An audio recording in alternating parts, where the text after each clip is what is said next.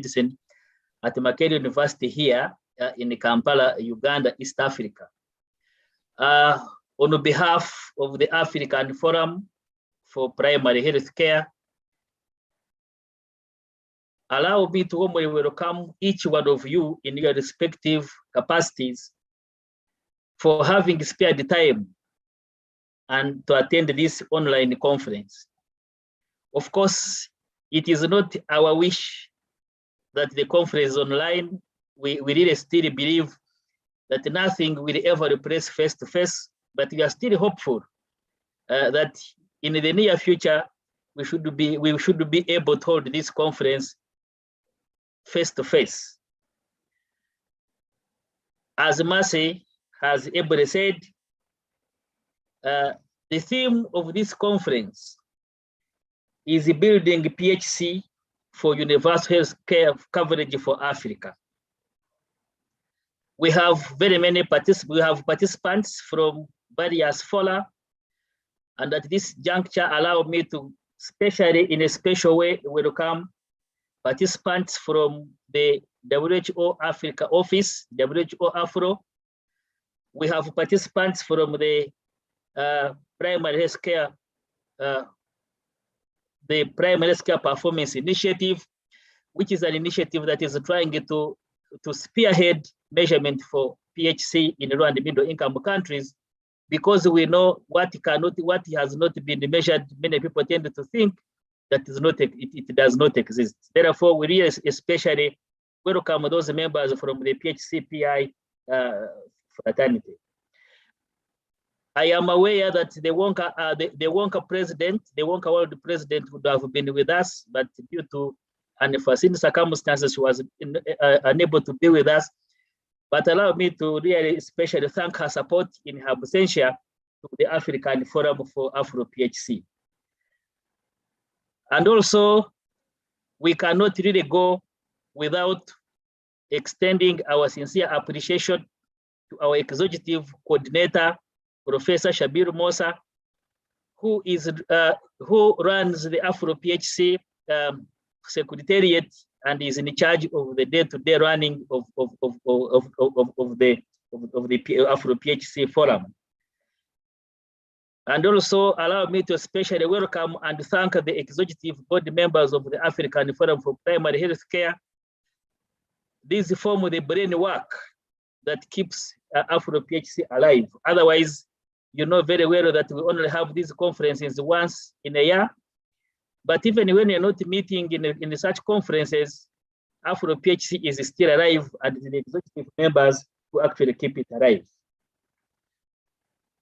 Members and dear participants, I want us to always keep in mind the theme of this conference, which is building PHC teams for universal health coverage for Africa.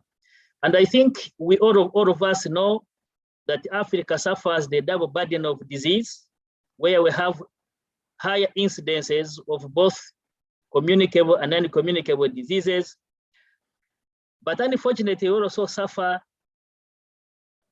low levels of human resources for health, which means that we are really in a precarious situation, and therefore we must come together to face this situation in order to improve the health of Africans. And therefore, this theme is quite timely given the circumstances that we are in. And I think you also know that 4 years ago in 2018, the declaration of Astana was ratified by the WHO member countries. And following that, an operational framework was put in place to achieve the vision for primary health care in the 21st century.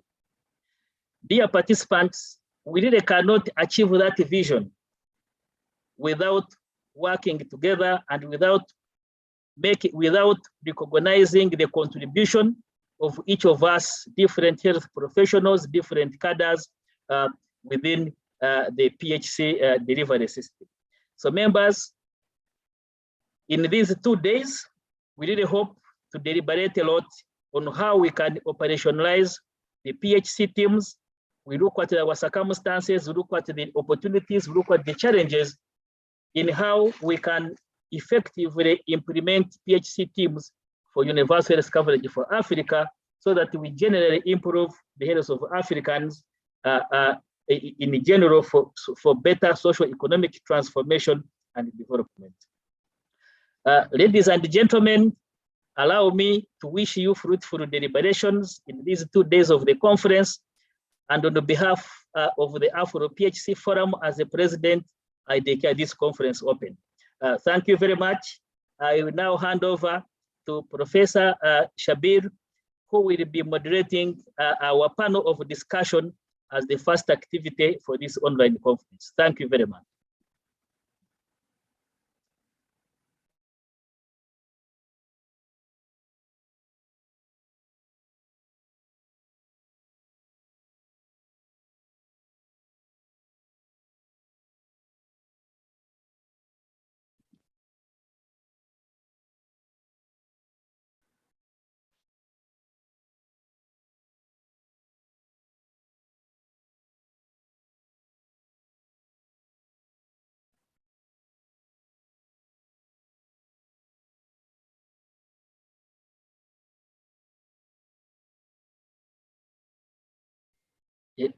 Great, thank you. I hand it over to Mercy, and I think it's a little glitch. Thank you very much, Mr. President, Dr. Innocent Besigye, and thanks to our panel. I'll just introduce them very briefly, shortly, and to all of you for joining us. Welcome. The objective in this conference is to basically reflect on this document, which I'll share with you how it's been going over the last 2 years, in a way pulling together the threads of discussion that have been happening in a policy discourse with AfroPHC, in which many people have participated over this time. And what we're going to do in these 2 days is we're going to have a panel discussion, hopefully stir your brain. I'll start it by just sharing the document, the executive summary, very briefly, and then we'll turn to our panel, who will reflect on the document, providing you some thoughts. We're then going to break out after, anywhere between 60 to 75 minutes of this panel discussion into a group discussion, and Mercy will lead us through it. And we'll spend the rest of the afternoon in small groups to look at the document a little bit more extensively and to critique it, to look at better ways to frame it, to think about all the issues that I hope you stimulate to think about. And then tomorrow we're going to get feedback, from these different groups, and so I'm trying to get some comments from our panelists and then put it all together. So let me start by sharing very briefly the document. Firstly, this document is not just been sucked up, by a person, but or a small group as well. It's essentially part of the discussions, capturing the discussions and the ideas that have been flowing from the time we started. And I want to share this process from 2020, 2 years ago, where we started off with having an AfroPHC team workshop for 2 to 3 days, and in which we ended off with where we asked the question, what does PHC teamwork mean, especially when we are bringing together people who never really talk to each other, at an African or even sometimes at a country level. And these were the variety of people in the front line, but also people who are interested. So we ended up having a fair number of people from, economists, community stakeholders, and a whole bunch of people in between.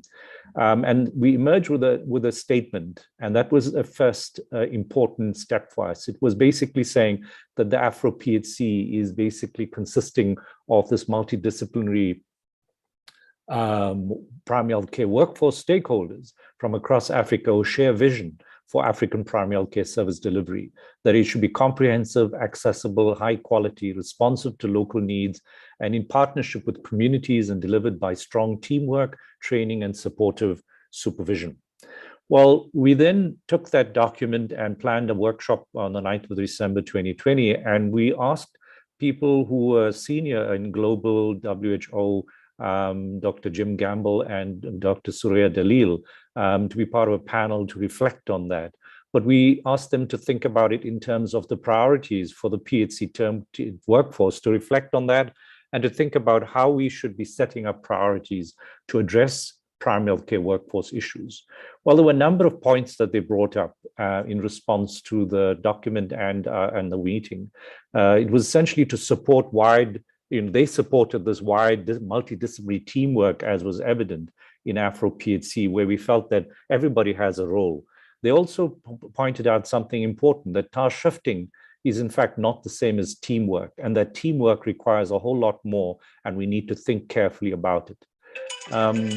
We also needed to think about an enabling environment, the inclusion of the private sector, the way in which we need to address the human resource nomenclature, in other words, defining exactly where primary health care sits, and then defining the human resource cadres within that, and then the education.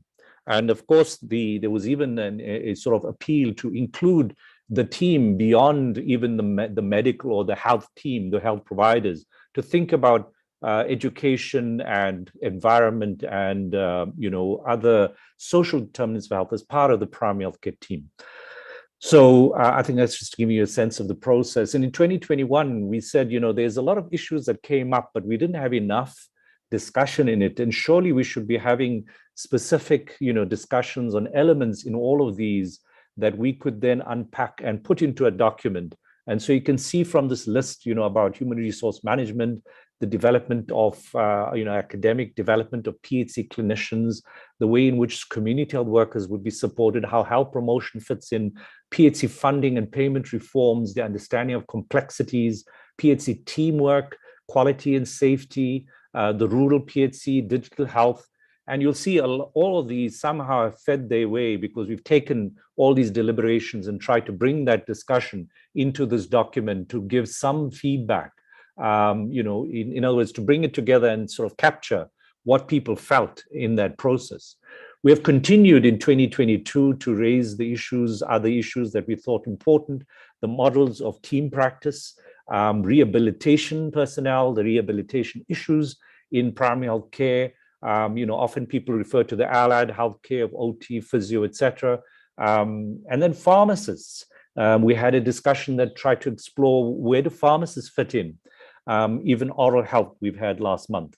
And we hope that some of these will feed themselves into the document. Some of them have not been adequately represented in the document. And then we've got other things that we will, as we're going over the next few months, probably reflect on and find ways to include in the document, which is that we will look at laboratory personnel and the whole question of point of care testing, mental health, the idea of One Health being environmental health and animal health as part of this equation, of us delivering healthcare, women, workers' health, health equity. So these are just some, at the moment, ideas that are on the horizon. Mercy Wanjala, who's introduced this meeting, is leading this particular element as part of the executive coordinating team. And I think that that's basically where we are. So what is it that we have come together with all this various events and put together? And I think we've tried to, put all that together. It became very lengthy and we had to bring it together and then have an executive summary. It's still a longish document. We try to keep it something that could be published. And then there's an executive summary that I'm going to share with you, and that I think helps you to remind yourself of the document. We hope that you can look at it yourself and look at the full content. If you go to the AfroPHC website, if you just Google AfroPHC, on the front page, you'll see the image of the conference logo, and just click on that and it'll lead you to the web page and you'll find the full document in it, and as well as the program, etc. So in terms of background, the AfroPHC supports the African Union, I think the Agenda 2063 and various efforts in UHC, especially those that focus on PHC. However, the implementation of PHC and UHC is challenged both by factors outside our control and, more importantly, factors within our control. So in some ways, we feel we need to actually do something about things that we can do. We see great opportunity in Africa to deliver on primary health care and UHC. There are many important milestones on the global journey into PHC, UHC.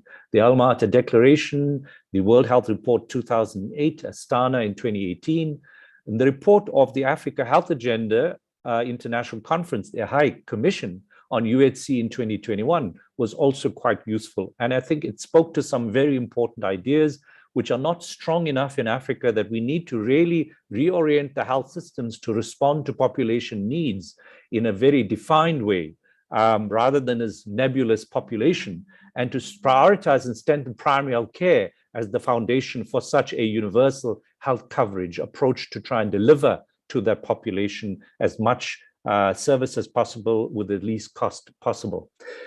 So going on to the aspirations in the document, in the executive summary, AfroPHC aims to deepen the discourse, in Africa. Whilst primary health care is a broader concept than primary care, good quality primary care as the cornerstone of frontline PHC service delivery and the principal tool of government's provision of first contact healthcare for their populations needs to be better understood and structured to achieve primary health care.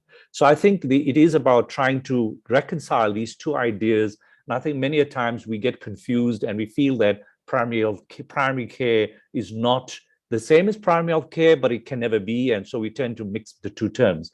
But I think we need to navigate that in this document. I think that primary care is itself, primary health care is complex, but primary care is also complex.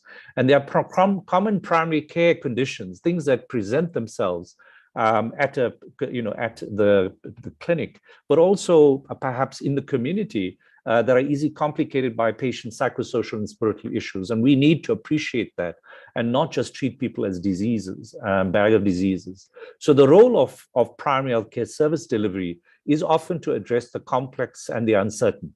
And the uncertainty in that patient, that person, that is not so easy always to define. Well, primary health care also needs to be delivered in a wider spectrum of care in the context of family and community. So it is about trying to think the person beyond just him as a person in his total role across the board. Primary health care roles, though, need flexibility and teamwork, and we don't have that at the moment.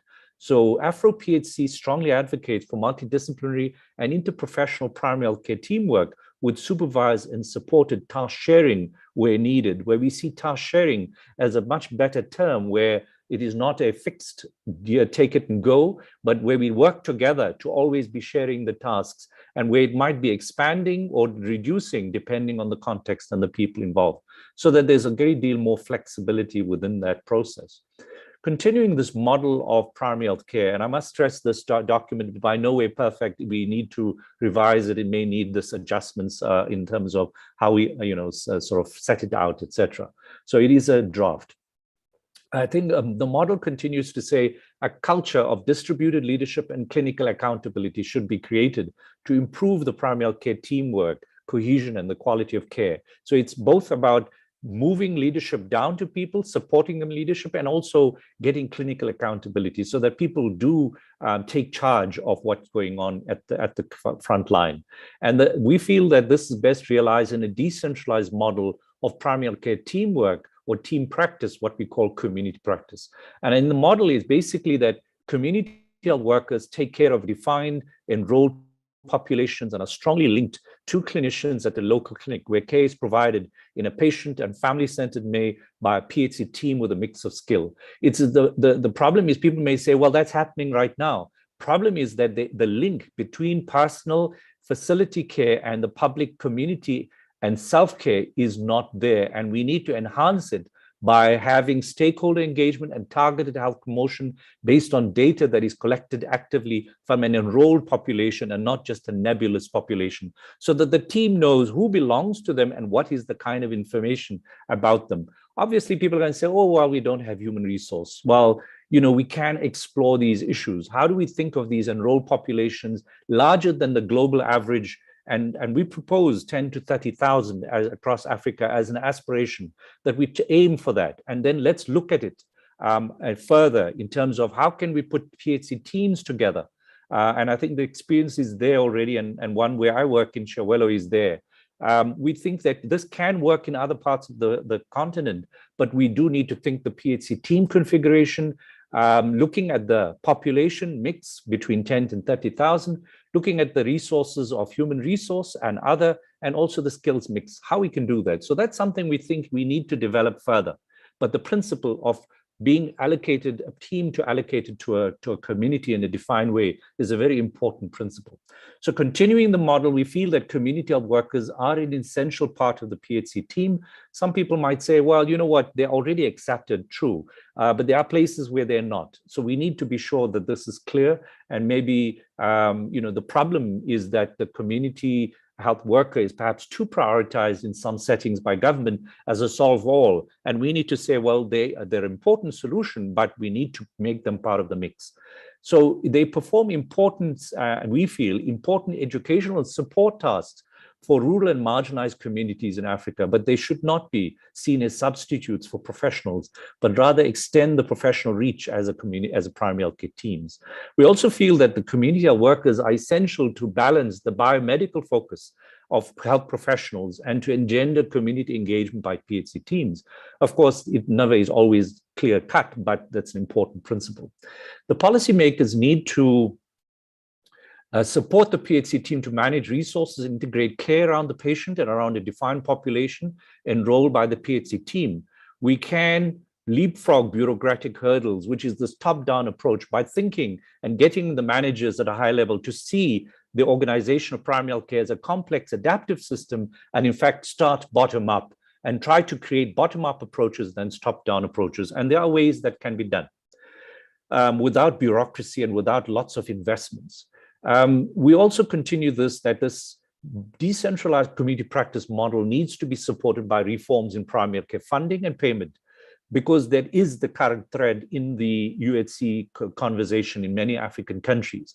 They are looking at moving away from these budget systems, which are very unresponsive and are not defined clearly to a population, whereas mixed capitation actually allows you to link the care to a panel population. And a panel means those who are then linked to that particular primary health care team or facility at the moment. We want it to be a concrete link. And this approach cannot be working without, we don't think that this is a cheapy way out. There has to be also sufficient resources allocated to primary health care units as a level, and to pool that funding because of the fragmented approaches generally that are challenging. We also, and I'm going to jump through this, there are other resource implications, and I think the big one is that we need to actually get clear what is primary care in many countries. And that's really a big problem, because we cannot then define what's the human and the financial resources actually allocated to primary health care and primary care. And I think the important primary health care resource of humans, human management, human resources as frontline workers needs to be addressed. And I think that this needs to be dealt with, including rural human resource challenges and the fact that they need to be trained sensitive to the primary health care context. We also stress the need for rural health to be addressed and e-health to be part of that solution. So I just want to end off by saying that we end this document saying that at the moment that AfroPHC is not only advocating for this policy framework, but we also want to be part of the solution. So we're doing things that we feel are going to help build primary health care teams for UHC across Africa. And I think that Jeff Markins, who will speak a little later, has spoken of trying to rephrase this idea of not just building PHC teams, but building effective PHC teams for UHC across Africa. So we think that, CPD, management training, postgraduate training, all appropriate to make it better for us to get people delivering for PHC under UHC is really what we can do and we should do. So we urge all of you at AfroPHC members to review this and to ensure it reflects the ideas of the wide array of primary health team members, and that once we adopt it, that we can use it to then target various stakeholders to advocate. So just sharing quickly, and I haven't done that here, but added that slide, but we are going to be having a process that just doesn't end with this conference and then issuing a document. We feel that, yes, we'll try and figure it out amongst ourselves with the people that we have on board, but that we do need to reach out to as many other stakeholders as possible, going across the continent, including our own chapters, development in different areas, youth organizations, and whoever we can find between now and October. And in October, what we're going to do is see what we've gathered as more wider consultation, and then try and meet with the advisory board and the executive board and the other stakeholders including the executive coordination team, to sit and fine tune that document and make sure that we put it together in a workshop that we will spend some time doing. And we hope we can get some funding to do it in person, but if not, we'll do it virtually, and then look to launch the document that we finalize somewhere in between October, November, December. So that's just our quickie. I'm sorry I've taken longer, but I hope that it's given people a good sense of the document. Please go to the website, as I say, and pull it up, pull it on your computer, and make it part of your consultation. Read it and consult with it. And I think we will take it from there. So let me go next to our panel. We're really grateful that we have a panel that is, in fact, very extensive. I'm not sure if Joseph Anna has joined us today yet. Joseph, is he here? All right. Well, let's start by asking our president, Dr. Innocent Besigye, to sort of start with some opening remarks. I think that, Dr. Besigye, he is basically a family physician in Uganda, part of the Prima Famed network, and also the Secretary General of his own family doctor organization in Uganda. And I think as president, good to start off that discussion. We'll give each of the panelists 5 minutes to just give some thoughts and take it from there. Thank you very much, Dr. Besigye. What are your thoughts? And sorry, before you go, I just want to share very quickly that we're going to ask all of you, including the panelists, and you can start wherever you want, what do you feel about the document? What do you like about it? What don't you understand, and perhaps what you don't necessarily agree with, and what you think needs to be done to change it, and any specific recommendations, because we need to come out with some very key recommendations that you'd say, this is really the key things I think we need to highlight in the organization.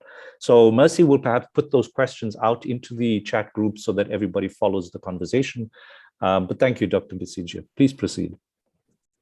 Yeah, thank you very much, Professor Shabil, for the informative presentation reflecting on the document. And I know you have put in a lot of energy to put everything together for the document, and I will just take a couple of minutes. I don't think I will finish the 5, to just make a reflection on the document. And if possible, I offer I give my thoughts as far as the document is concerned. And just looking at the questions which you have posed. So what do I understand? I think in simple terms, I understand this document as a comprehensive document as far as PHC is concerned. It really addresses much of the elements, all of the pillars, and what really one needs to do. And it really addresses what each stakeholder should be able to do, the governments, non-government organizations, PHC advocates, and everyone. So it is really like sort of whole society approach. And really what I understand by this document is that it is an important document that one can use to appropriately advocate for primary health care in order for our health systems to orient themselves to PHC for better better health outcomes and universal health coverage. And what do I like? I really almost like everything, but the key thing is it really talks about addressing high quality primary health care. And I think this is where the focus should be. I think for those of us who are very much interested in the current updates in the PHC, there was a Lancet Commission publication in 2018 that was looking at the quality of health care globally. And I think they made a strange conclusion that poor quality health services were actually responsible for more deaths compared to lack of access to care, which means that people are coming to us and they are leaving us either dead or in a worse situation. And I think in order to solve that global issue, we really need to focus on quality PHC. So among the many things, this document really talks about high quality primary health care. And I think that is something that we should, each one of us should really look up to. And when I look at what is it that I don't like, as I said, I really like everything, but maybe one challenge, and this is not new, is that primary health care needs to be clearly defined, because many people, when we talk of PHC, they don't understand what exactly are we talking about. And we have had challenges with the stakeholders, and particularly policymakers and the politicians. And once those ones, since they normally control the budgets, once they don't clearly understand what we are talking about, then we shall remain abstract. And we know very well that PHC has been defined and interpreted differently by different people in different places. And I think one of the key things that we need to appreciate is that primary health care is highly contextual, because we said it is whole of government and whole of society approach.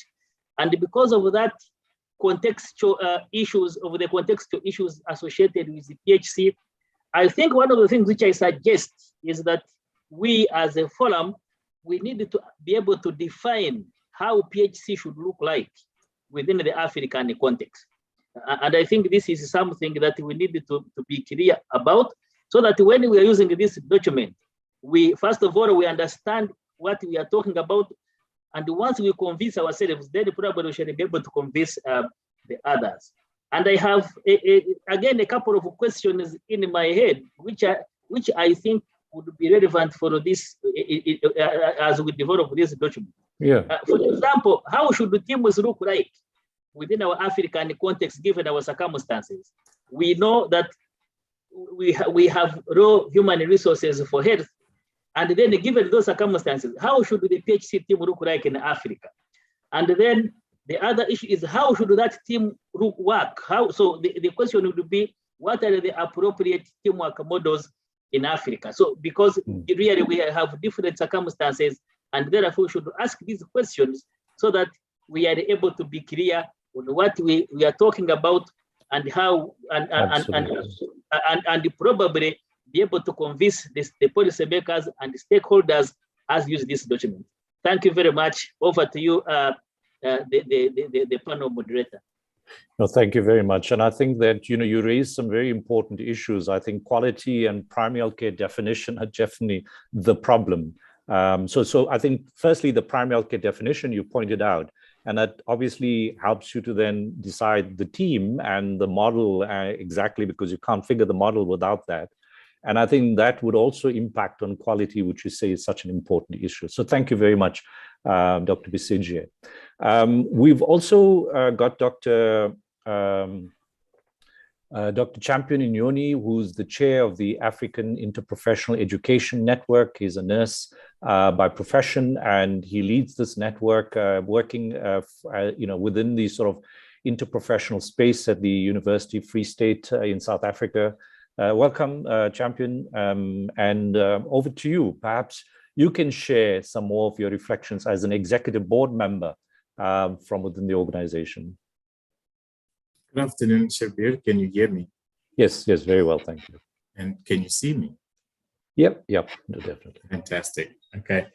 First and foremost, thank you so much for having me here, and I hope that my discussion will add a contribution. I'm not sure if I'll follow the questions, but I'll just give a sort of thought behind. Take it in any way you want. My thought process. First, I think AfroPHC should be congratulated on engaging on this very lofty task related to primary health care. I mean, starting to put this together within a short period of time that the organization has been in existence is really commendable. So I think before we even start, we should really say kudos to AfroPHC and all the best in terms of incorporating what the constituents of primary healthcare says in this document, and hopefully unpacking the document further. So my resonation with the document sort of obviously links with a bit of education and interprofessional education, and how the pre-service education could look like within the envisaged primary healthcare space. And some of the notes that I picked in the document had to do with IPE, the teams. They had to do with students that embrace a primary healthcare approach at graduation, students that are ready to serve and meet the universal health coverage ideal, and the issues around teamwork and how that should be integrated within pre-service education, that by the time the students graduate, they are practice ready, if we're talking in those terms, or in simpler terms, ready to hit the road running, which is what exactly we need in our space. We do not have time for retraining for people that have graduated. I think that has been said once and over again. One of the issues that I wanted to share with the team was that often these are brilliant suggestions and brilliant ideals, and they're often brought back to education or pre-education. And pre-education needs to somehow see how it can create a strategy of working towards getting those ideals. For example, should the health workforce not be enough, it always comes back to pre-education. Can we adjust the numbers and increase the numbers of healthcare workers? Yes. If the competencies or the graduates are not doing what we want them to do, it always comes back to pre-education. The graduates are not okay, please fix this. And often it creates an interesting platform for chaos within education, where the curricula constantly expands to accommodate all of these ideals. The numbers are often not more than expected. I mean, I just had a conversation with a colleague in Zambia. Their medical school had a cap of 200 students, but because of some directive, this year they're having an intake of 1,000 students into their program. I mean, it's a similar case in one space in Botswana, and we are still working with curricula that are old, curricula that are static, that are not easy to change, that are still aligned with their colonial and pre-colonial legacies. That makes it extremely difficult for us within the pre-service education to link with these ideals of primary health care, of serving or creating graduates that are linked to what we want. In addition, we don't have the educators within our system. Not only are we talking in terms of numbers, but also in terms of quality, people that are trained to actually facilitate or to actually teach. It's one thing to say I'm a clinical specialist, and it's another thing to say I'm a clinical specialist who's an educator. Translating my educational ideals into a student is a whole ballgame. And we do not have that within our African space, or we do not prioritize that within our African space. And when we integrate, or we talk of integrating primary health care, what rings in my head is distributed platforms for student training, which means we need to rethink how is our students' experiential training, which is often hospital-based, and that's not aligned with what we're talking about. We are talking about moving the students from university silos, from pre-education, into the spaces where our communities live. And the big question is, who's there with our students to make sure that we get all of that?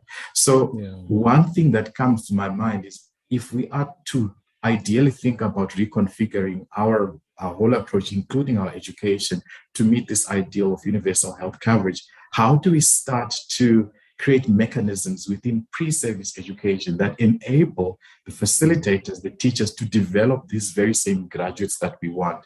Because we might get the numbers, eventually the 1,000 by the grace of the Lord gets to graduate. But the question is, do they still meet the ideals that we want? So we get students with certificates, fantastic, but they're not what we expect them to come in. And again, we continuously have this sort of debate. So albeit by some miracle, should all of this be in place somehow, we get our interprofessional education sorted, we get our teaching and learning platform sorted, we get our teachers sorted, and we get everybody to do what they want, we still have an issue when it comes to practice, which is number one, when are we starting to engage us as practitioners in practice to model what we want to see? And I think that's the first thing. And that creates usually this disconnect between theory and practice, and we teach them all the great things and how it should happen, and they go to practice and there's nothing. And again, that links to what Innocent is saying. What is the model of our team, and how do we integrate that into teaching the future healthcare worker? And in some cases within our continent, which is quite true, when do we start to look at economic and structural reforms to actually absorb the graduates? So we might do all of this fantastic stuff. We put it all, tongue in cheek, get it all out, get our students ready for practice, and then there's no one who's ready to hire them. So I'm reliably informed of one of the countries in our region that still struggle with highly qualified staff that eventually become taxi drivers or vendors, while the system still struggles to have nobody to run our system. So when do we start to have a conversation of a true buy-in into our policies and enhance that? So that was the first issue that I wanted to highlight, Shabir. One second from last issue was within the document, what was quite strong for me that I think we should look at how we unpack it is the concept of leadership and integrating our own context, our own African context within definition of what leadership is and how we can unpack leadership within the system. We do understand the values. I mean, we struggle to get anything done in the community without going through the proper gatekeepers, and the proper gatekeepers have a strong influence in the uptake of our policies, in the uptake of our interventions within the community. How do we merge this type of an argument within the primary healthcare and influence the development of our own Afrocentric models? And I think that's one discussion that we could strengthen and be aware, although as well, that the type of leadership has its own caveats. Sometimes it might have a blind spot, if I could put it like that, which normally puts the leadership and decision making on one person who's normally older and a male, and how we can have a sensitive dialogue to deconstruct that, to allow a more inclusive type of leadership which can enhance our primary health care. So for me, engaging the leadership of our spaces talks closer to us now, also embracing and being sensitive to our own traditional and complementary models of healthcare, because we are very aware that as we exist, we do have the Western medicine and the Western strategy and structure within Africa, but also there's a very strong a local indigenous health system which influences our population health outcomes. And it would be blind of us not to integrate that within the discourse and actually inviting members within this particular health system, if we can classify it as, into these type of discussions to make sure that our policies are aligned and can link within our own indigenous approaches to healthcare. And that can, I think, can also add some bit of edge to this. So what am I saying? What I think were the strong points of the document? Yes, on the primary healthcare model, that model made sense. The interprofessional education, yes, that made sense. I think the ideal of modeling collaborative practice is a thumbs up. And I was particularly excited with the discussion on the community healthcare worker and how we can actually argue for the importance of that worker, their educational approaches that are Africa-wide, the impact and their respectful enumeration of the work that they do. I think that should be made clearly within the document. What could be the recommendations? I think one of the things that I've been saying is, let us think about the education and how do we properly invest in education, that it's not just lip service and it's one declaration after the next, or it's one policy after the next. How do we hold ourselves accountable to the quality of education of our healthcare professionals if we are going to be looking at a future where there's universal health coverage? And at the forefront of education is the educators.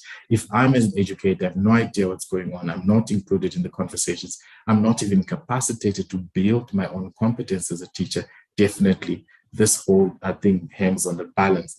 I also wanted to, last two things, that we should also dream about incorporating within our document issues around curriculum change and competency-based education that talks to primary health care and the universal health coverage model. I think WHO just recently published in 2022, should have been in March, the Global Competency and Outcomes Framework for universal health coverage, and how that can feature within our document and start advocating for its integration within our education systems. That would be a world cause. And in conclusion, I think we could look at how do we integrate leadership within the African space that actually supports this type of direction, and have sort of authentic and truthful discussions between us in the health system and also within the community.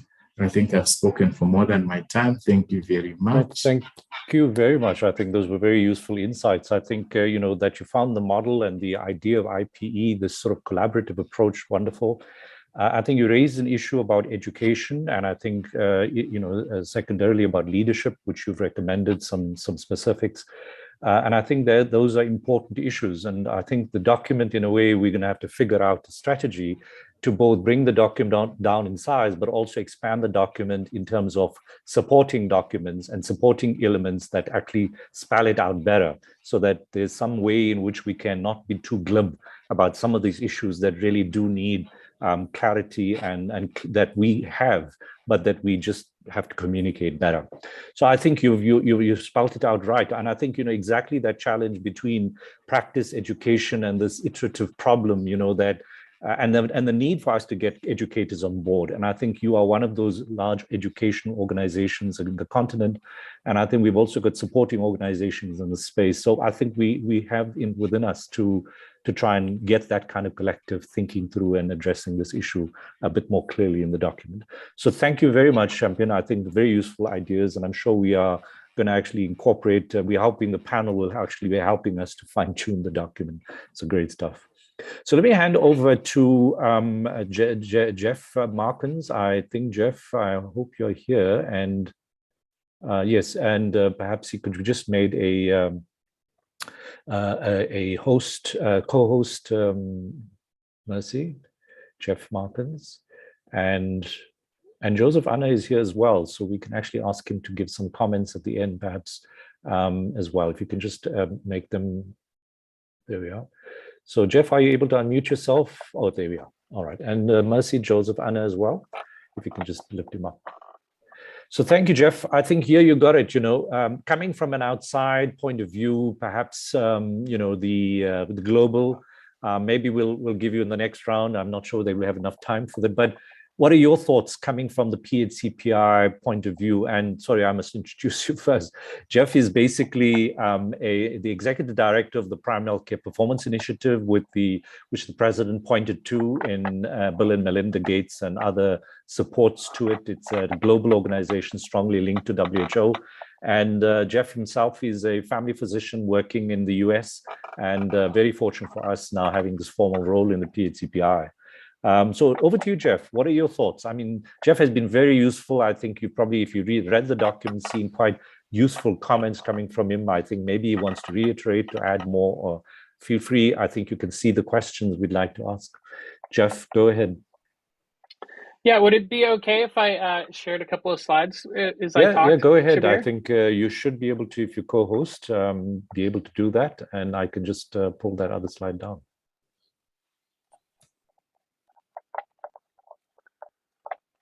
There we go. Give me just 1 second, man. And I hope that everybody who is, needing French goes to the interpretation and selects French. And if there's any French speaker later, we'll talk to that issue later. But we don't have anybody speaking French at the moment.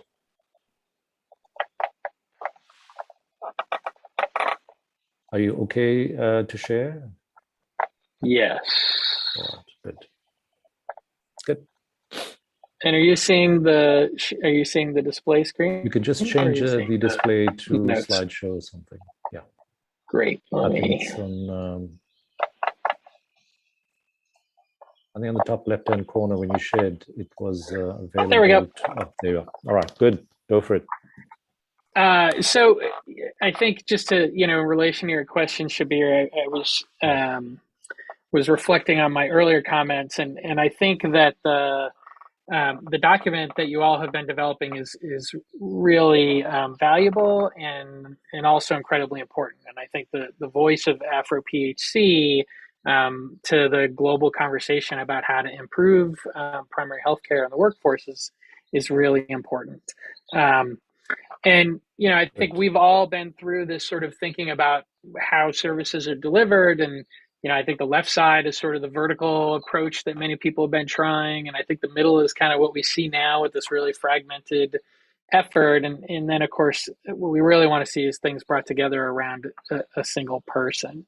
At PHCPI, we've been thinking about how to try and better measure this, put together this vital signs profile. We recently put out a report around all of this. And I share this just to be thinking about what kinds of things came from this that might be helpful to your thinking about, Right. what kinds of recommendations you want to make. And I think the first is that there just isn't enough investment in primary healthcare. And particularly, I would say that, the value of this particular information is pointing to the idea that you need stronger investment in primary healthcare workforce specifically. It's the foundation of the entire system. If you don't have those strong PHC teams, it's going to be very hard for any other aspects of the system to function effectively. When we look at the capacity of systems, relation to workforce, we see team-based care, one of the lowest areas across the countries that we worked with in terms of areas of capacity. When we looked at inputs, health worker payment, workforce competencies, community health workers, workforce density and distribution was the very bottom of the entire list of inputs for most countries. PHC leadership and national PHC priority setting, really important aspects of governance to help support PHC teams in the workforce were all really low. So, when I'm thinking about what are the kinds of things that are needed to help advance the efforts in primary healthcare workforce, I think these are, evidence to help support the idea that this is really an area in need of significant investment.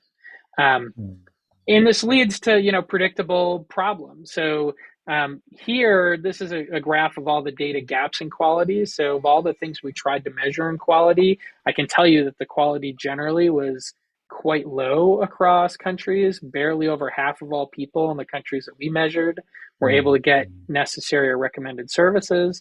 And we know where data isn't being captured, it's probably even worse than the data that we have. So overall, we don't have strong workforce, then we end up with low quality. And the same thing, then that results in inequities across a variety of areas impacting patients. And so, it brings us back to, I heard some conversation about the definition of primary healthcare. I think there's been a lot of work in that area. And we see here that while every country is a little bit different, there's also a pattern here that's pretty similar. And I think when we look on the right side, which is that capacity area, it's where there's the biggest swing across countries and where, there's real opportunity for improvement. A couple of other things to highlight. I think looking to the World Bank flagship report is a really valuable place to look. The bank put out this flagship report a few months ago talking about the importance of investing in primary healthcare and especially looking at the workforce. And they've highlighted specifically, I've bolded here, primary healthcare teams with internal collaboration and communication, reformed into professional education focused on competencies. And if this is in a bank flagship report, it means a bank is looking to invest many, many millions of dollars in this area. Yeah. So, AfroPHC being able to bring together some recommendations about what that needs to look like and how to do it, how to make that investment effective, I think can be really valuable as that money gets allocated and spent in countries. WHO has really developed a good framework for this. I think we're getting shared measures now. They've put together some indicators to try and measure the workforce better. I think the really exciting thing here is there's not a ton on workforce, but one of the things that they measured in addition to usual density as distribution is they're specifically calling for countries to report on the number of family doctors, as well as community health workers. And I'd like to see those things in particular really focused on in tandem, because I think they're sort of both ends of that primary healthcare team, and they're sort of the bellwethers for how effectively that's coming together. I think thinking about how this needs to happen is really important. In our work at BU, I think one of the things that I've learned over the years is really the importance when we're thinking about workforce of bringing, all three elements together. Capacity building, so the training and education we've been talking about. I think to Champion's comments, it's very hard to train and develop new thinking and higher quality approaches if there aren't model examples in countries. Many countries haven't had the resources to be able to build sort of ideal service models where people can come and see what that looks like, how that care is delivered, what a really well-functioning primary healthcare team is like. And so it's really helpful to invest in developing those kinds of model training and service delivery sites that can then be used is the way that people go and see how this really effectively works and then try and bring it back home to their communities. And then the third part is really doing policy and advocacy and making sure that governments are passing those supportive policies at the same time. And, you know, this can kind of follow a sort of similar pathway, and depending on where countries are, kind of identify where you are in this continuum and try and move forward. I think the other really important thing to keep in mind is the specific experience of Africa. And one of the things that I often hear on the global level is the idea that, well, we can't necessarily hope to achieve all those things because the deficit is so big. And I think, you know, this workforce report out of WHO recently highlights the increasing workforce deficit that's anticipated in Africa. And I think that all of you are on the forefront of making the case that that's not true, that investing in the systems and the mechanisms to be able to develop these primary healthcare workforce teams is the only way that we're going to get to a place where everybody's able to access the kind of high quality primary healthcare services that we believe they need. And I shared in some of my comments earlier some ideas about things that I thought might be helpful to think about in terms of the document, in particular around the idea of making recommendations. I know you said 5 recommendations, Shabir. And so, you know, I put those into a few categories. I think first and foremost is getting investment in the PHC workforce itself, and then highlighting what that looks like. And that means professionalized community health workers, complete and robust in-service and pre-service training that's organized around comprehensive primary healthcare, not limited by age, gender, problem, disease. And that's for the whole spectrum of the PHC team. So that goes from having dedicated specialists in family medicine or GPs to making sure that the medical officers and the APPs and the nurses and midwives and community health workers are all getting some kind of organized training in how to deliver effective, comprehensive primary health care. Having supportive supervision specifically for interprofessional PHC teams that's dedicated to comprehensive primary healthcare service delivery. It's not organized around just one single, you know, healthcare problem. And then eventually getting some kind of empanelment systems where, you know, these teams are responsible for a specific segment of a population in a community, and ideally proposing some targets for those, I think, could be really helpful, you know, for what you think seems realistic and possible and helpful in Africa. And then the last thing I'd say is thinking about in those recommendations to make some suggestions about how to actually do this building of workforce, how to integrate those workers across the primary healthcare team. You know, for me, that's been investing in that pre and in-service training, combining that with these model facilities and programs, and then putting in place government policies. But, you know, for you all, it may be different. But I think putting forth some suggestion to people like the bank who are going to be spending all this money on how to do this most effectively based on the deep experience that you all have as frontline health workers in Africa is really critical. Thank you very much. I think those were very useful comments. I think, you know, a theme that we all have been experiencing in this meetings is how primary care providers, you know, the whole range of them, feel so disempowered by the health system that they're experiencing in Africa. And I think that, you know, you point to the fact that there's a capacity problem increasingly in Africa with human resource shortages. But in some ways, when we look to solve it, we feel frustrated. We often don't understand the, you know, the decision making at the top, but we just don't feel respected, as if we given respect enough to do it. We taught it, but we didn't apply it. You know, it's what Champion said. You know, you teach interprofessional education, you go and practice it. The system just doesn't support it. So really what we have to do is to advocate, like you say, around education and practice, to say we will need to educate, but we'll also need practice to shift. But of course, you know, trying to bring together the big change is not so easy. So framing this document that it is really enough detail to say we know the hows of doing it.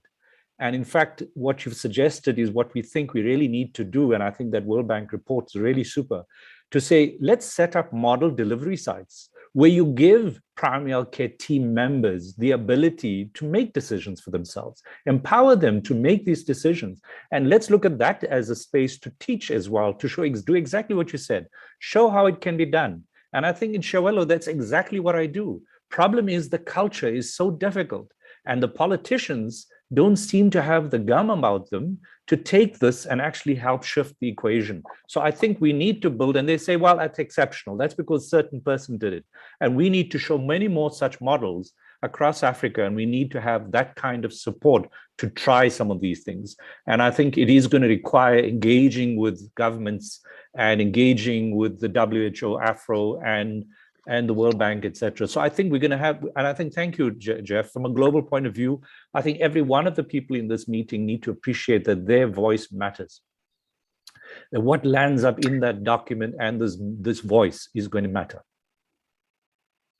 You're going to say something, and I think Jeff. the global system, I think the global system needs to invest in more people like all of you.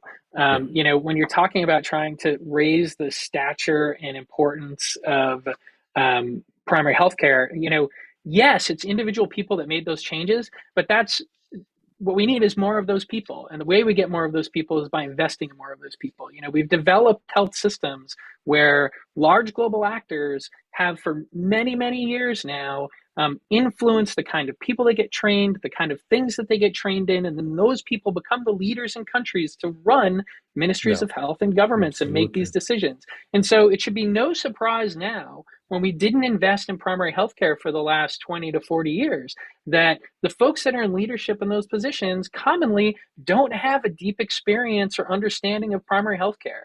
The way for us to begin to be able to improve the stature and build the space for primary healthcare is invest in people like you, so that you all can, you know, I mean, you're all already leaders in your countries, but you and then the people behind you to become those new leaders in the ministries of health, to make those decisions, to put those policies forward, and to link the people currently there who do want to support primary healthcare with experts like you who can help them develop strong policies that are really effective for trying to create strong primary healthcare.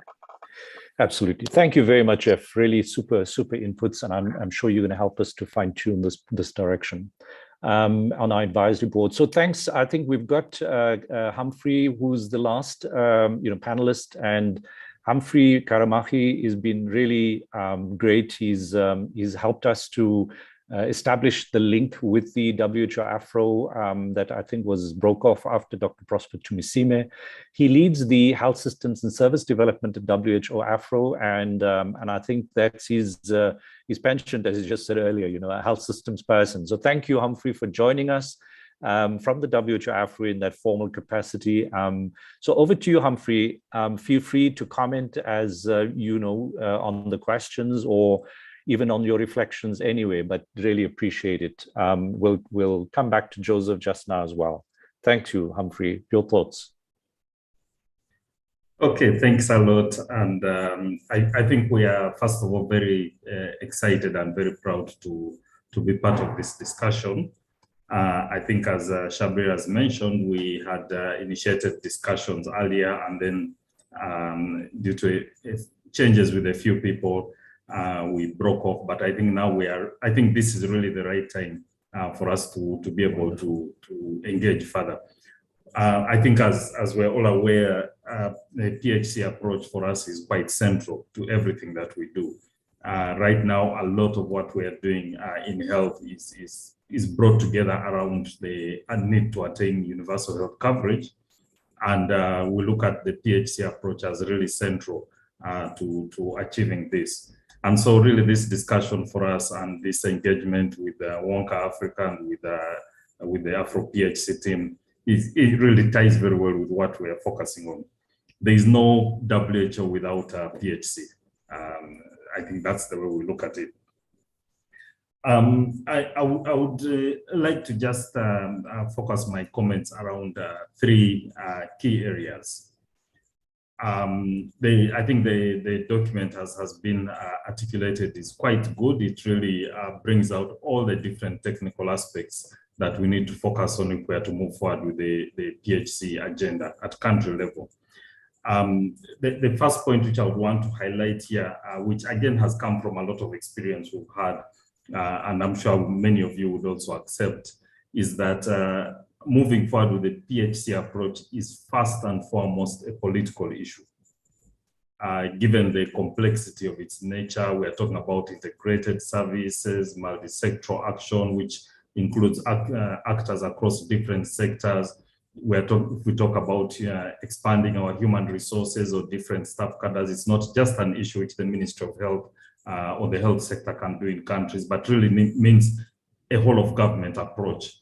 And we have really learned a number of lessons in the past on how we need to take forward this political agenda. So we do feel that without a strong and succinct high-level political commitment in each country, progress in terms of moving forward the PHC agenda would be really curtailed in each of our countries. So really we feel that this needs to come out quite much stronger in the document, not just as a statement of intent, but really with some suggestions on how we need to address the political nature of PHC. I think that was somewhat de-emphasized a bit within the document. So that's the first point, that we need to recognize the politics. It's not a by the way, it is an integral part of moving forward with the PHC agenda. The second point which we would want to emphasize is that right now we're talking about a revitalized PHC approach. We have been implementing PHC since 1978. We started with the comprehensive PHC early in the 1980s. We quickly moved towards the selective PHC approach, and really throughout the MDGs and so on, we've really been implementing different variations of the selective PHC approach, which basically entails focusing on a small set of issues and trying to do them as well as possible. But right now, from Astana declaration, I think the move is changing again. We are going back to a lot of the principles that were driving the comprehensive PHC approach.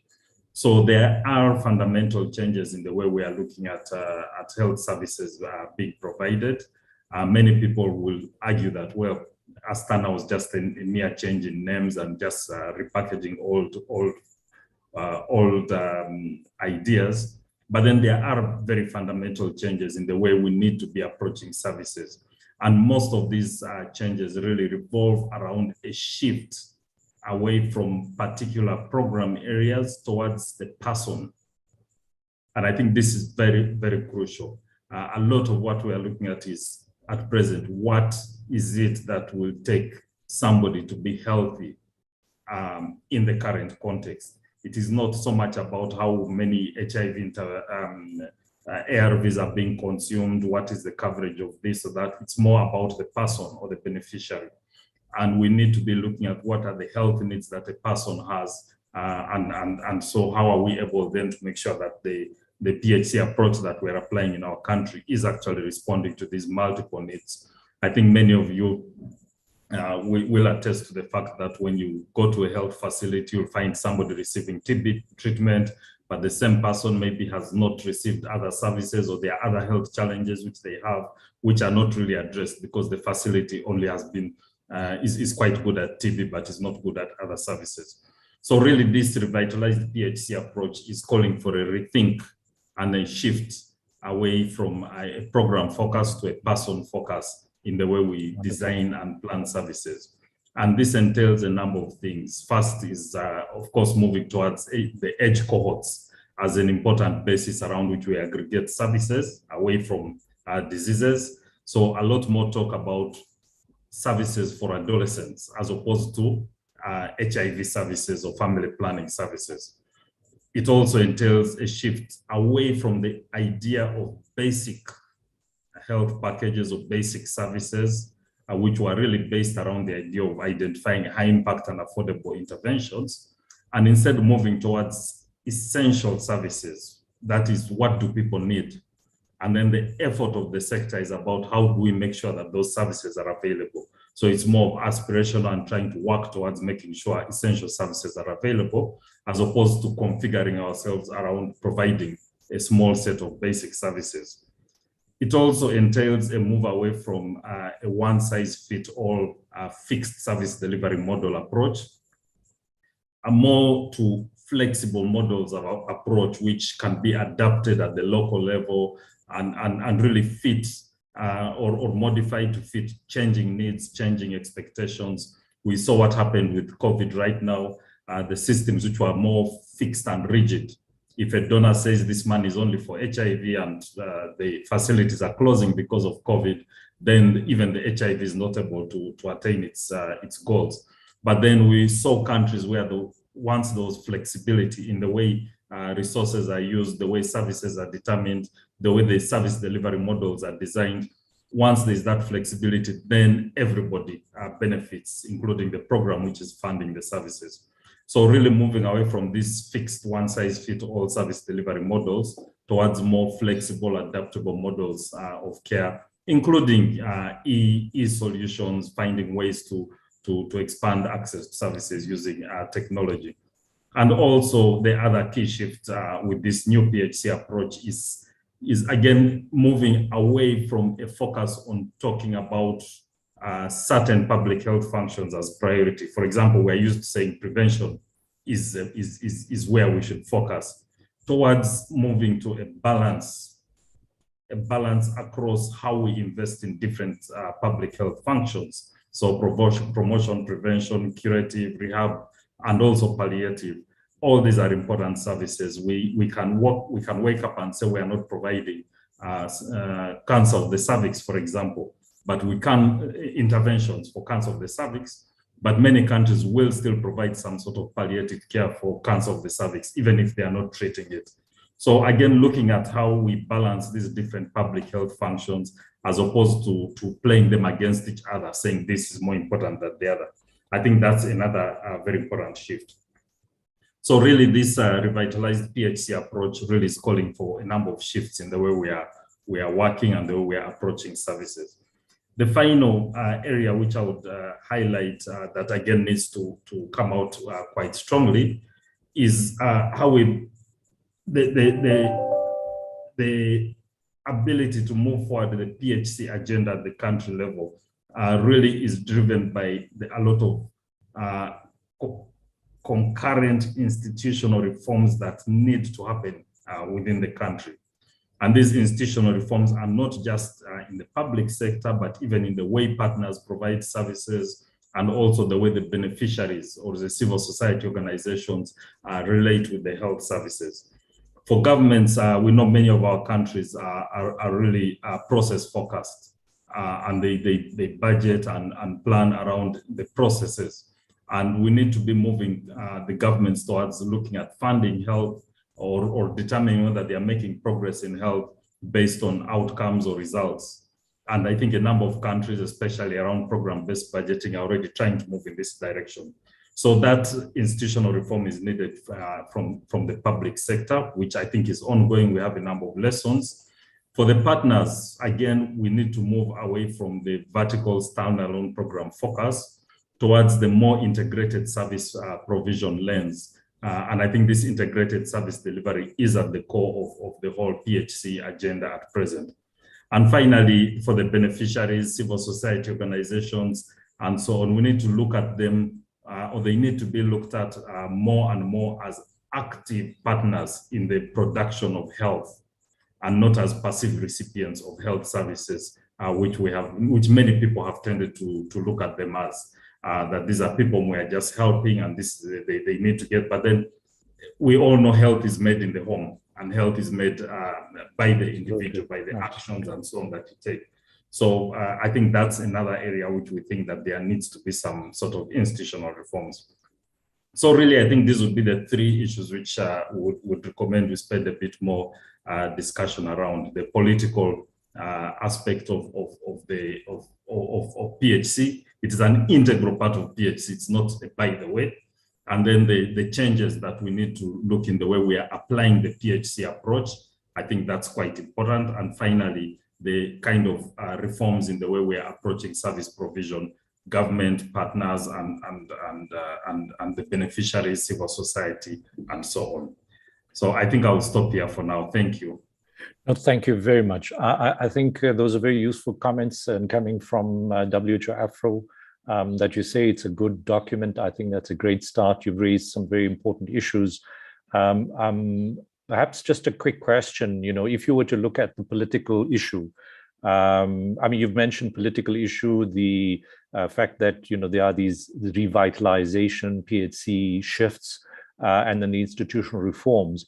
If we were to look at trying to deal with this, I'm curious about whether the idea of empanelment, defined populations, which is quite an important shift. What do you think the debate's going to be around that talk?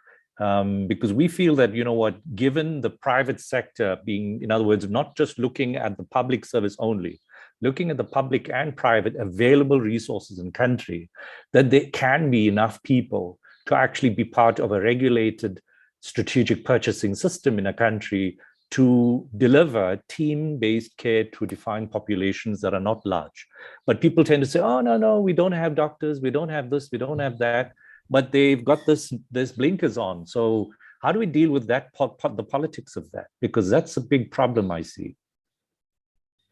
Yes, and I think you're quite right. When many countries talk about not having the resources, once you start to dig within the country, you discover that there is a lot of resources which are just not under the control of the formal, what That's you right. call the formal traditional health system. And I think this is one of the key areas. I think we're trying to do quite a lot around public-private engagement.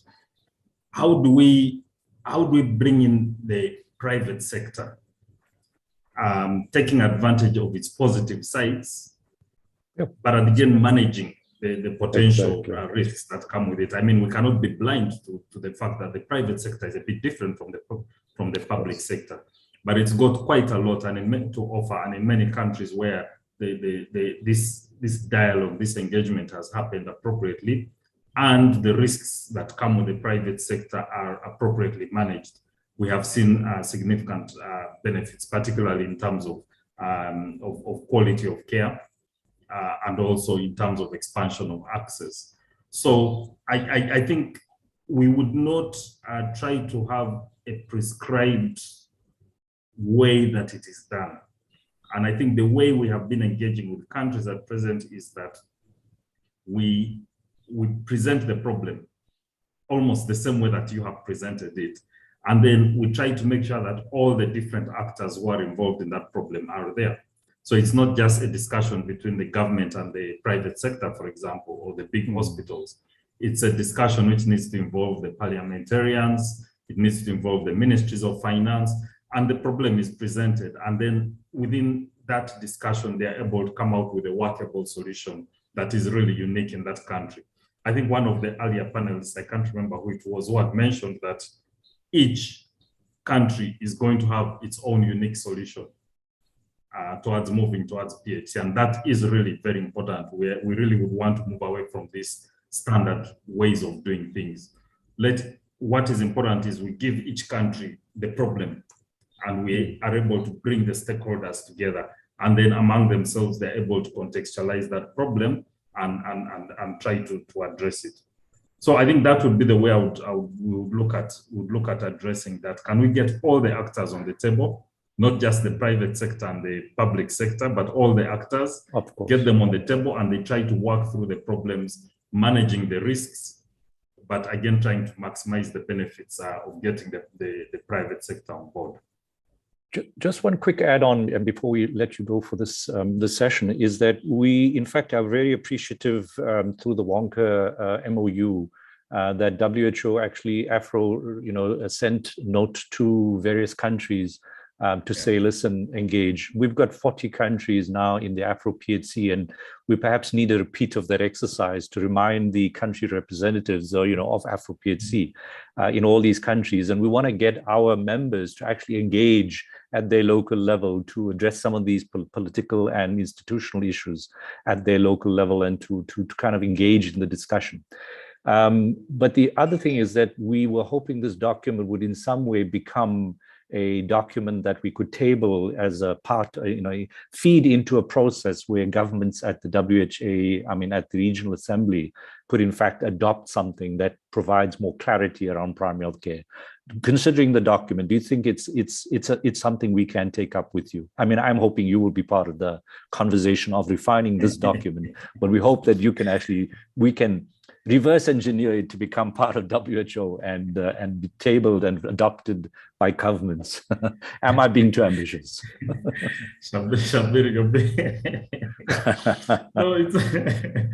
No, it does sound it sounds rational. Sure. I think we've done this in a number of other contexts whereby we have a forum which is important within the region, and they come out with something which everybody feels is quite crucial, and then that is taken to the regional committee for discussion and then adopted.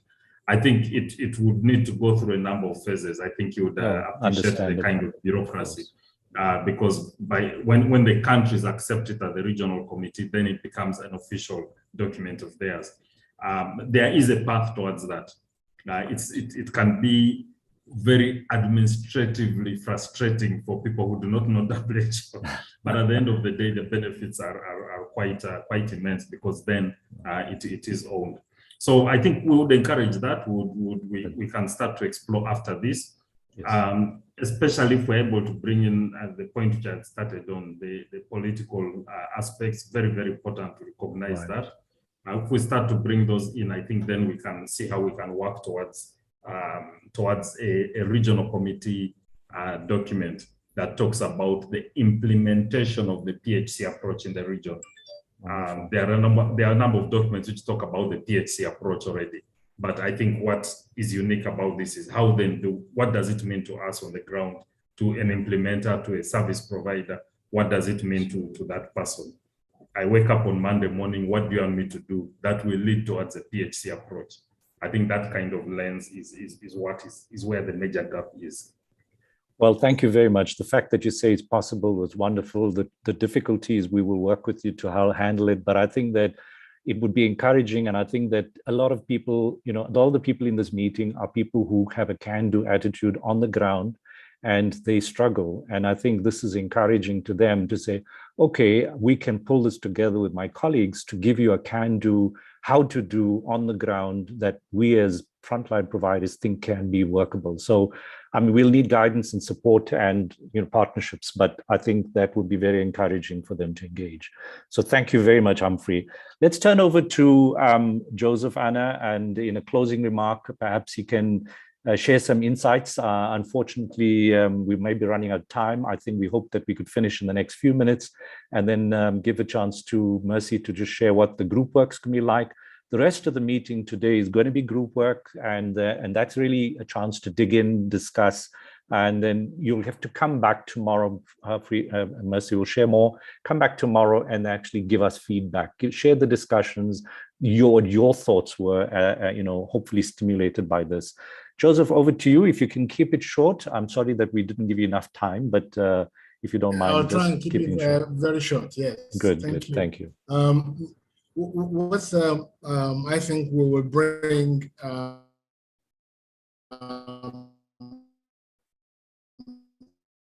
Joseph, perhaps just switch your video off, then your sound will be improved. Okay. I think that may improve your sound. I think we'll bring better to contribute to building capacity document is the fact that we in doing that, we have to remember that just as all politics is local, all policies are local as well. So the product that we are going to be promoting needs to be one that appeals to various countries, because without the buy-in of policymakers on the ground in each of the countries, the document will not be implemented. So it's important that that document must contain examples in the various thematic areas of what is already working in various parts of the continent. I say that because I remember that in 1995, to promote evidence-based practice in Nigeria, we had to bring in the British Medical Journal and localize it, because it was one of the major global promoters of evidence-based practice. And the same happened in 2004, 2005, to be able to bring down the HIV rate in Nigeria, in Cross River State, from 12% to 6.1% in 3 years. We had to bring in the framework, the policy document developed in Washington, and localize it to the context of Nigeria. We did the same in 2017 for primary health care.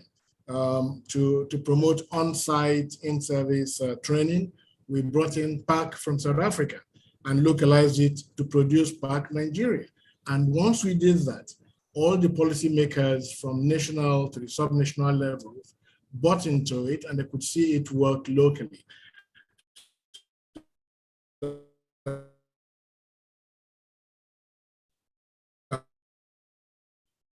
Sorry, Joseph, we're losing you a bit. We are proposing. Yeah, no, thank you. Thank you, Joseph. Sorry, I think we cut off a little bit at the end. But we use the same kind of idea that the building capacity document for.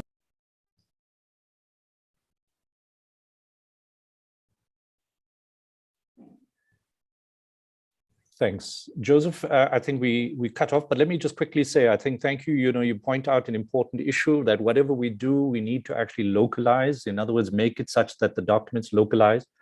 I think the truth is that we're going to have to, I think we've got to ask ourselves of the document, what element is not applicable across Africa? And I think that's really the key question. You know, what are the challenges with any of the elements of the document, and whether that's doable in Africa? We're not taking something that should be from a foreign situation. I mean, none of the document has got anything that's sourced outside of Africa. And I think that what we've got to look for is more of the experience within Africa, to make sure that this document truly, well and truly represents what is local to Africa. And we appreciate, and I think in the document we need to stress that the variation within Africa is great. And that's part of the problem, is that we need to understand the variations as well, you know, defining primary healthcare, defining the human resources, defining where spend in primary healthcare occurs, and then looking at principles and models that will allow you to get something that's universally helpful across Africa, adaptable, of course. So thank you very much for that. Input, Joseph. So let me stop here and say thanks. I hope this has been useful to every one of you. Your participation in the groups is going to be really important. And this was just merely to sort of stir your mind. We do want to hear your voice. So let me hand over to Mercy Wangela, who will brief us on how we will be breaking up into groups, and the way in which the reports will come through tomorrow, which I think will be an open discussion. So at that point, if you have any comments, questions, anybody can participate. And if you have a question, even for any of the panel members, we could entertain that if hopefully they're all here. So let me hand over to Mercy. Go ahead, Mercy. Thank you very much, Prof. Shabir. So as is characteristic of our workshop conferences, we are going to be moving out to breakout rooms where we'll be discussing the policy document that the panelists have been going through and making note of. So I have posted a copy of the document on the chat for those who would like to refamiliarize themselves with it. So we are going to break out into 4 rooms. Each room is going to have a facilitator. You'll have seen some of the participants named with an F. They're going to be the facilitators. Their roles are just going to be facilitating discussion, but one of you in the groups, please volunteer to be a rapporteur, so that tomorrow, when we come back for the next session of the conference, the rapporteur will give us a summary in plenary of everything that you've been discussing in the groups. So I encourage your participation. So I am going to go ahead and put you into rooms, unless anyone has a question. I've seen that there's nobody requesting to go to a French-speaking group. Perhaps quickly, we can just remind people the document is if you Google AfroPHC, you'll find the image of the conference on the front page. Just click on that. It'll take you to the conference webpage, and the document is right there, so you can download it yourself. If we do it now, you might miss it. So go there and get it. Thanks, Mercy. Thank you, Prof. Shabir. So we have 90 minutes for discussion within the groups. When the time is up, we'll come back to the main room just to have a bit of a conclusion of day one and a brief of what will happen on day two. So we've all been assigned into our room. So I'm going to go ahead and open the rooms.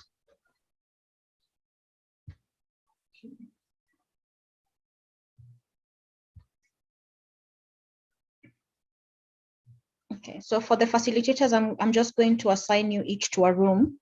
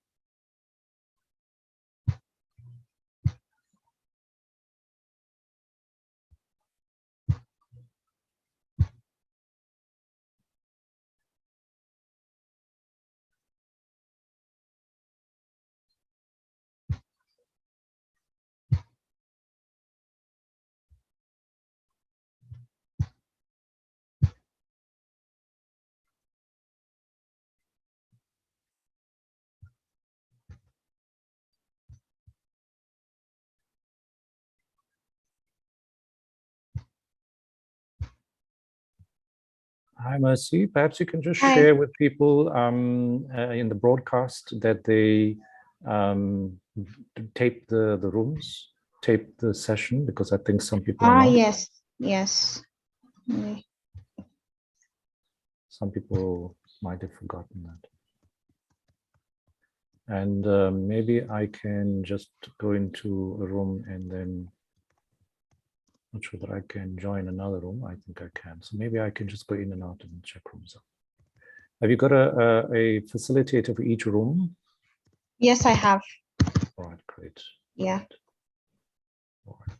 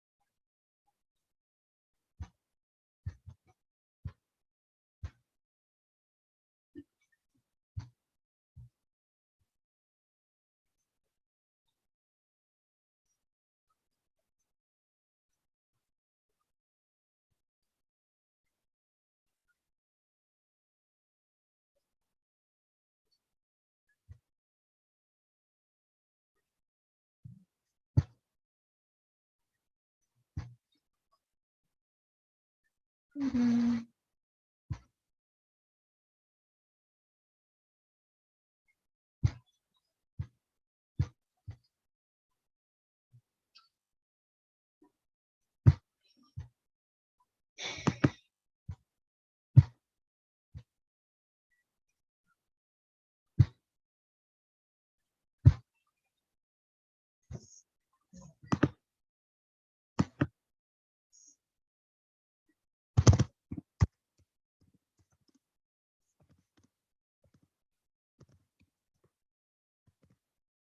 I'll go in and just do that. They seem not to be able to do it themselves. So let me just go into All each right. room. I thought the co-host could record. Probably not.